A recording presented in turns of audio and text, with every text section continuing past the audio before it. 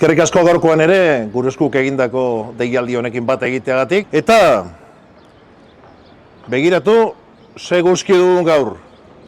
Hemen, larun batean ere, eguraldia lagun, hemen elkar aurkituko dugu. Gaurkoan, dei garbi bat egin nahi diegu Euskal Herritarrei.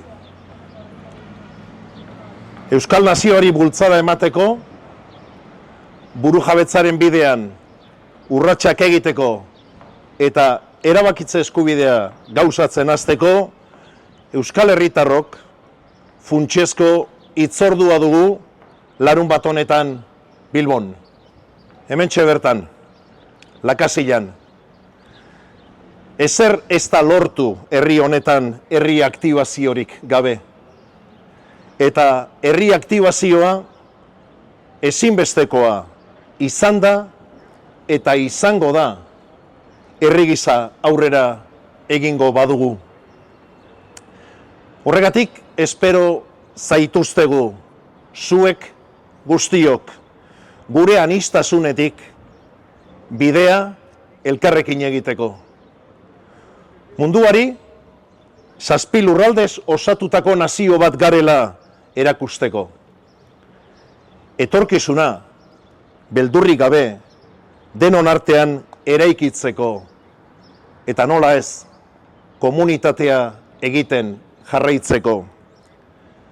Izan ere, gaur egun, Euskal Lurraldeen arteko artikulazioan eta burujabetza osoaren bidean, funtsezko urratsak egiteko aukera eman dezaketen prozesu eta eztabaidak zabalik daude Euskal Autonomia Erkidegoan, Nafarroan eta baita Ipar Euskal Herrian ere. Aukera aprobetxatu beharra dugu, ambizioz eta herri ikuspegiaz jokatu beharra dugu denok. Euskal Herriko esparru ugaritako dozenaka eta dozenaka lagunek agertu diote atzekimendua larun bateko mobilizazioari. Kulturgileak, kirolariak, kazetariak, esparru akademikokoak. Esaterako, Euskalgintza eta Euskal Kulturgintzako eragileen azken manifestuak atzekimendua jasotzen jarraitzen du azken asteotan. Hor duzue zerrenda osoa. Gizarte eragile ugarik ere, ekainak 7ko mobilizazioarekin bat egin dute. ELA, LAB, Steilas, IRU eta ENE sindikatuak, zein Etxalde mugimendua. Bilgune feminista, Euskalgintzaren kontseilua, pentsiodunen mugimendua. Zalantzarik gabe, larun batekoa herri agerraldi bat izango da. Herri selfie bat, herri bezala argazki bat egingo dugu, eta munduak garen bezalakoak ikusiko gaitu. Herri anitz bat, bere hizkuntzaz eta kulturaz arro dagoena, bere ikurrak maite dituena. Eta hain zuzen ere, gure eskuren mobilizazioak gitzitan ikusi dugun irudi bat bilatuko du.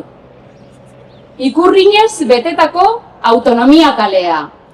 Horregatik, herritarrei norbanako bakoitzari mobilizaziora ikurrina ekartzeko deia egin nahi diogu. Ikurrinen mobilizazioa izango da, beraz larun batekoa. Eta gu, haizea izango gara. Haizea ikurrinak astinduko dituena, herri honen burujabetza nahia bultzatuko duena. Ez dago aitzakiarik. Denok Bilbora ikurrinarekin. Denok Bilbora elkarrekin. Denok Bilbora herri libre eta burujabe bat aldarrikatzera. Eskerrik asko.